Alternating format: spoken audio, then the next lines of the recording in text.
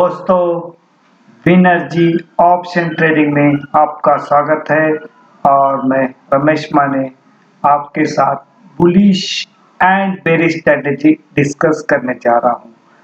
सबसे पहला यहाँ पर मैं डिस्क्लेमर देना चाहता हूँ कि यहाँ पे कोई बाइंग और सेलिंग का रिकमेंडेशन नहीं, ये ओनली एजुकेशनल पर्पज है। We are not SEBI registered, this is the only educational purpose, pure sure intraday, no carry forward.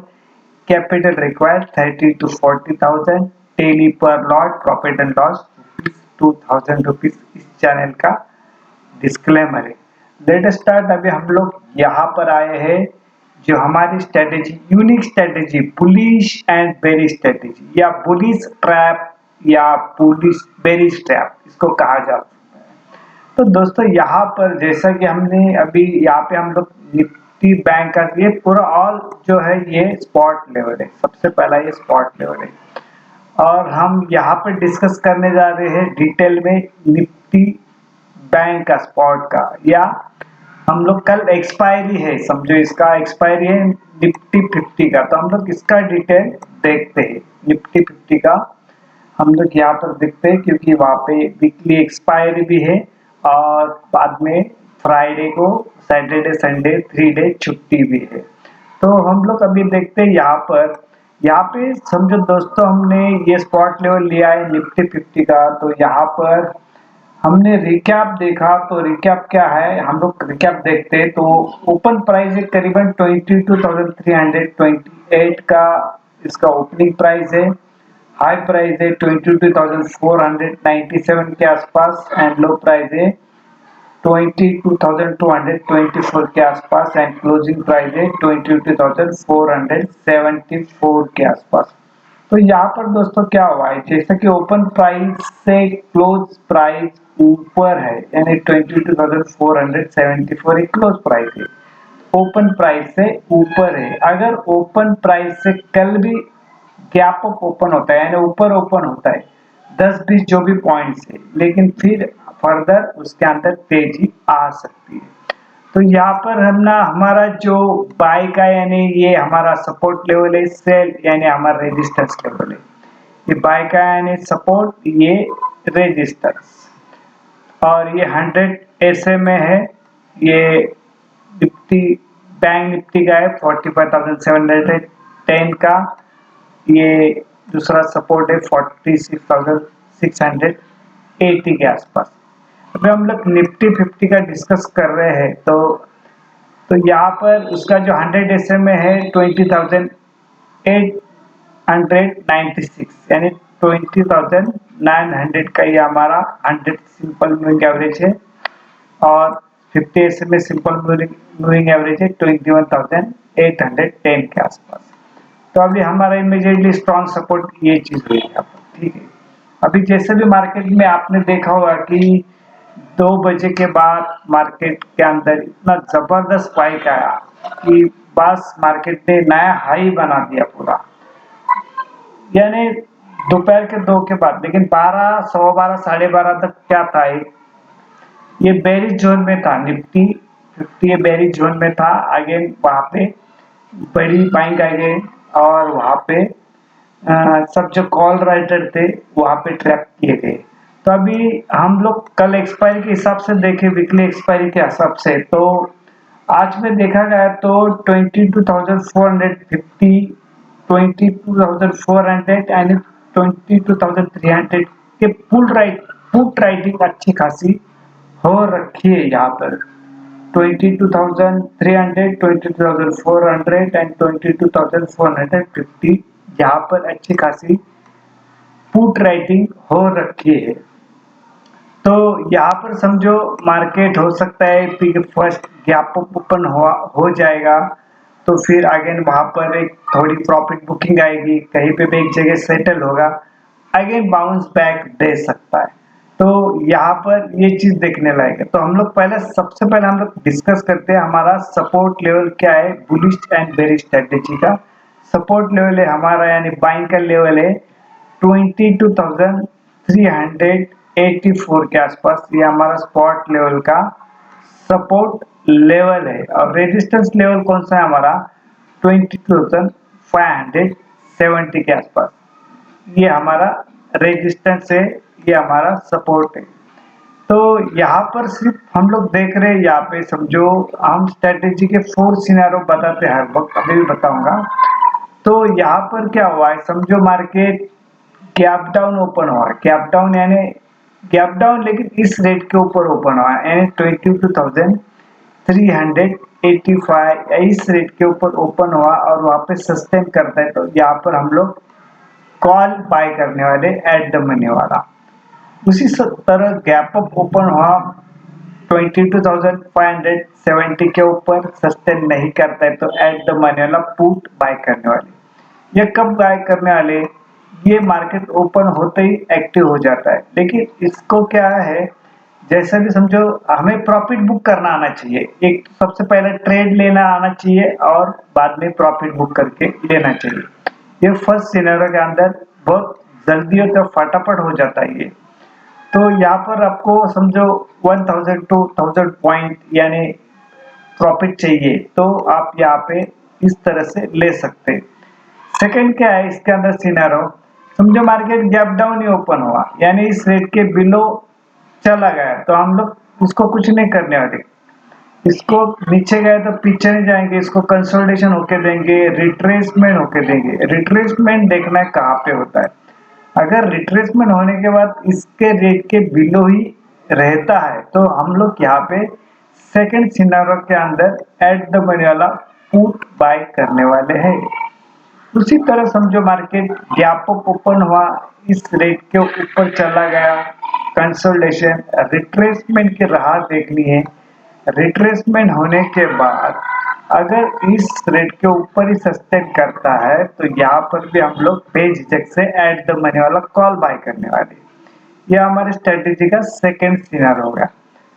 Third scenario क्या है इसके अंदर, समझो मार्केट गैप डाउन भी ओपन हुआ, कंसोलिडेशन किया, एक अच्छी खबर शॉर्ट कवरिंग या नए सर से बाइंग आती है, इस रेट के ऊपर जैसा भी चला जाता है तो यहाँ पर हम लोग थर्ड सिनेरियो के अंदर एट द मनी वाला कॉल बाय करने वाले। हमारा फर्स्ट टारगेट ये होगा। इसका सेकंड पार्ट क्या है थर्ड सिनेरियो का, मार्केट गैप अप ओपन होता है, ऊपर चला गया, एक बुरी खबर प्रॉफिट बुकिंग, नए सिरे से शॉर्ट बन रहे और इस रेट के बिलो चला गया, तो यहाँ पर एट द मनी वाला हम लोग पुट बाय करने वाले। फिर हमारा फर्स्ट टारगेट ये होगा। ये स्ट्रेटेजी के हमने रेगुलर चलने वाले 3 सिनेरियो, यहाँ पे थर्ड सिनेरियो 3 सिनेरियो बताए। अब इसके अंदर 4 सिनेरियो भी है। 4 सिनेरियो क्या है, जैसे भी थर्ड सिनेरियो में क्या होता है, मार्केट गैप डाउन भी ओपन हुआ है, consolidation consolidation again short covering या नए सर से बाय या एक अच्छी खबर आती है, इस रेट के ऊपर चला गया तो हम लोग यहाँ पर एट द मनी वाला कॉल बाय करते हैं। फिर होता है क्या, फोर्थ सिनेरियो का इस रेट के ऊपर भी चला जाता है तो भी यहाँ पर हम लोग कॉल ही बाय करने वाले। ये हमारे फोर्थ सिनेरियो इसके अंदर हुए। और जो फोर्थ सिनेरियो इसका उल्टा करने वाला, इसके साथ हुआ, इसके बिलो चला गया तो उल्टा होने वाला। ऐसे ये यहाँ पर 4 सिनेरियो इस स्ट्रेटेजी के चलते हैं। और ये कब चलते हैं, सबसे 4 सिनेरियो कब चलेगा, जब भी इंडिया विक्स बहुत बढ़ जाता है, प्रीमियम बढ़ जाता है, तब आपको ये 4 सिनेरियो दिखाई देगा। जैसे आपने जनवरी से देखा होगा कि मार्केट वन साइड कहीं पे भी नहीं चल रहा है, करेक्शन भी आया तो भी करीबन 1 दिन या 1.5 दिन का होता है। और समझो आज तेजी है तो हमें वो कॉन्फिडेंस नहीं होता है कि जब कल मार्केट के अंदर तेजी होगी, ये यहाँ पे कॉन्फिडेंस जनवरी से नहीं है किसी के पास। तो बेस्ट वे क्या है, इंट्राडे का पोजीशन लिया तो इंट्राडे में ही क्लियर करके लो, जो भी प्रॉफिट लॉस होगा वहां पे आप स्क्वायर अप कर देना है इंट्राडे का पोजीशन। वहां पर कैरी फॉरवर्ड किसी चीज का, किसी शेयर का कैरी फॉरवर्ड मत करना है, यानी इंडेक्स का। जिस तरह से निफ्टी के अंदर इतने बड़े बड़े मूवमेंट आ रहे हैं तो इस तरह से ये यहाँ पे थोड़ी रिस्क भी बनती है, क्योंकि यहाँ पे मार्केट हायर लेवल पे है और हायर हाई जैसे भी देखा गया कि मार्केट नीचे गिरता ही है तो वहां पे बाइंग आ जाती है और ऊपर के स्तरों से सेलिंग भी आती है, प्रॉफिट बुकिंग भी आती है। और हम लोग क्या है, हम लोग सब लोग बायर है। तो बायर के लिए क्या होता है कि प्रीमियम जब सब बढ़ जाता है तो बायर वाला वहां पे फंस जाता है और सेलर वाला उसका फायदा उठाता है। तो आप इंट्राडे की पोजीशन इंट्राडे में ही स्क्वायर अप करो, ये आपके लिए बेहतर होगा, अच्छा होगा। तो यहाँ पर ये चीज हो गई। फिर हम लोग निफ्टी बैंक का जो है ये हमारा सपोर्ट लेवल है 47,220 के आसपास, ये हमारा सपोर्ट लेवल है। रेजिस्टेंस लेवल है हमारा 48,210 के आसपास, ये हमारा 48,210 के आसपास ये हमारा रेजिस्टेंस होगा। ये यहाँ पे और जो निफ्टी 50 के अंदर जो डिटेल बताया तो ये इसके अंदर है। अब इसको सिर्फ हम लोग एचडीएफसी बैंक के ऊपर फोकस करते हैं।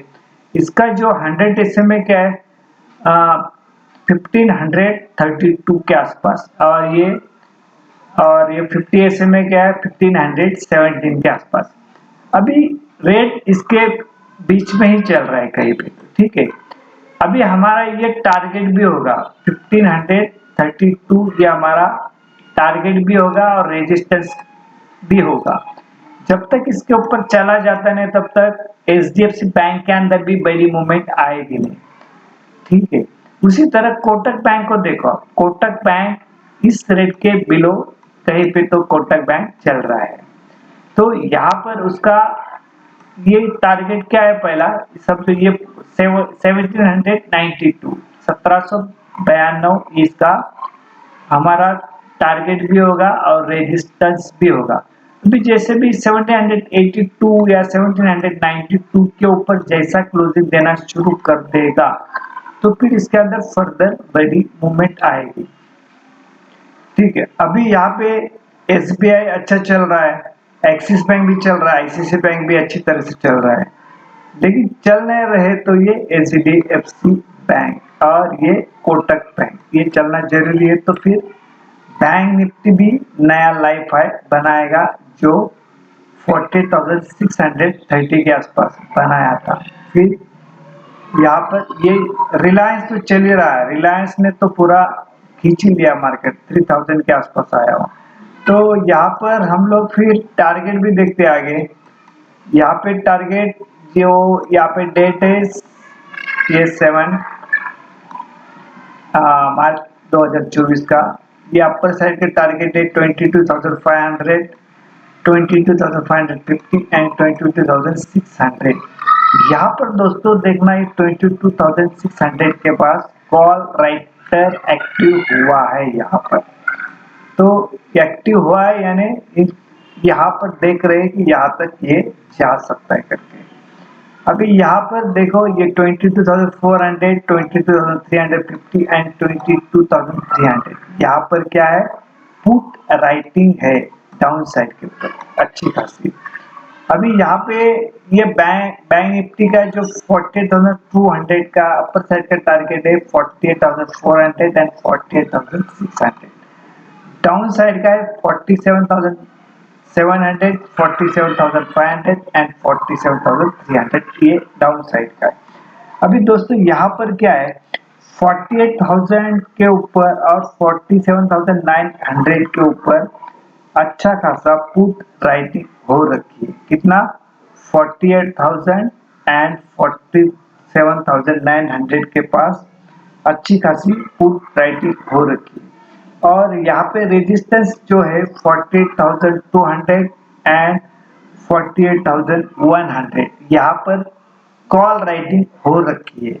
अगर इसके ऊपर चला जाता है तो ये ऊपर वाले टारगेट है, इसके वो सब जो ब्रेक डाउन करता है तो ये टारगेट आएंगे। तो ये आप ऑप्शन चेन में जाके भी चेक कर सकते हैं, चेक कीजिए, ठीक है।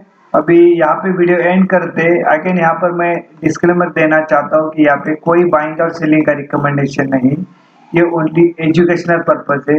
ये वीडियो आपने देखा, सुना, समझा और पसंद भी किया, इसके लिए आपका धन्यवाद, थैंक यू वेरी मच। ये चैनल को सब्सक्राइब भी करना कमेंट भी पास करना, लाइक भी करना। Thank you very much.